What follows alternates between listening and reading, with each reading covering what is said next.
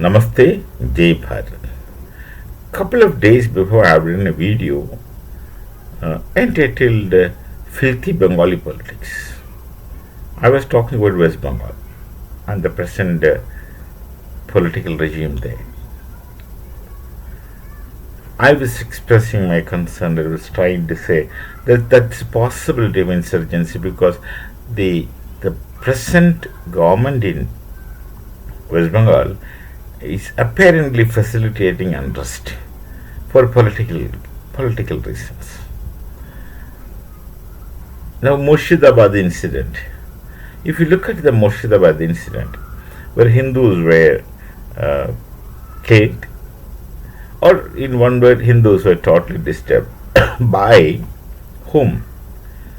The Bangladeshis and Rohingyans, who were otherwise welcomed by the politicians for creating a vote bank, and that vote bank is successful for the politicians, but they could continue and rule because in large numbers the Rohingyan peoples and the Bangladeshis who just sneaked into Bharat were given voters identity card and all those things. They were facilitated, and these people from there had gone all over Bharat and created a lot of problems in most parts, especially in the southern parts, especially in a place like Kerala, where of course this communist kind of rule those who don't have any sense of belonging to the nation.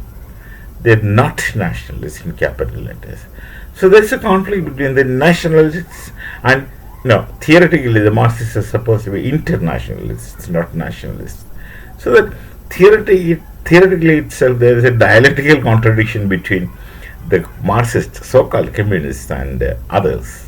Anyway, they facilitate these people, and now they behave exactly like what they behave in Bangladesh under Muhammad Yunus.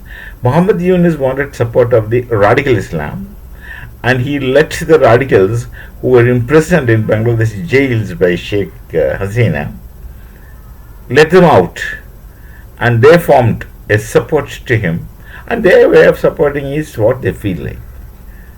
They are unruly people, and they would like to go and break into the shops, food shops, and eat and steal.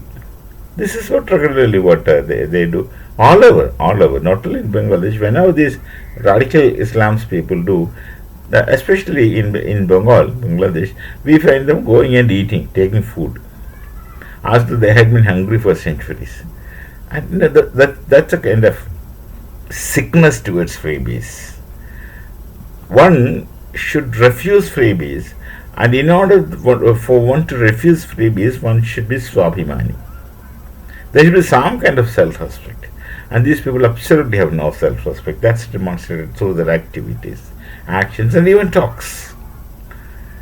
So whatever happened in Bangladesh towards Hindus, whatever atrocities the radicals inflicted on the Hindus in Bangladesh is just repeating, though not that harsh because it's Bharat, just repeating in West Bengal. They have, I think, copied what's happening in Bangladesh and trying to implement it here. And this, of course, regarding this, I did one video. So it's simply this: there are politicians in our nation, so bad politicians, they're only concerned about their chairs, authority, power. Whatever happens to society, they really don't bother, they really don't care.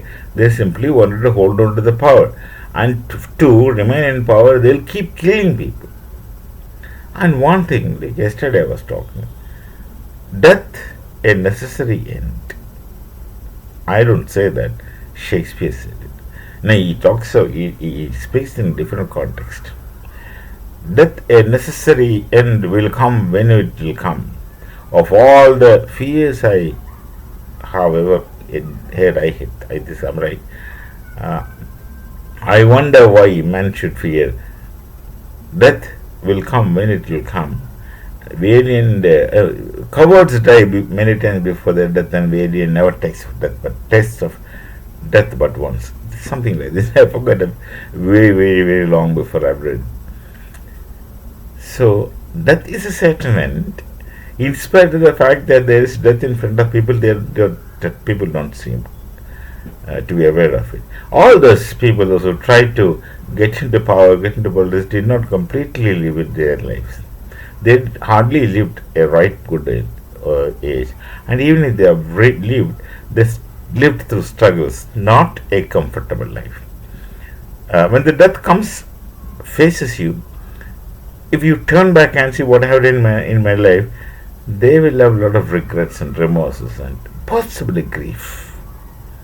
So we have such politicians. They wanted to get into power at any cost, no matter how many people did. What are these terrorists up to? And when the politicians use terrorists, what are they doing?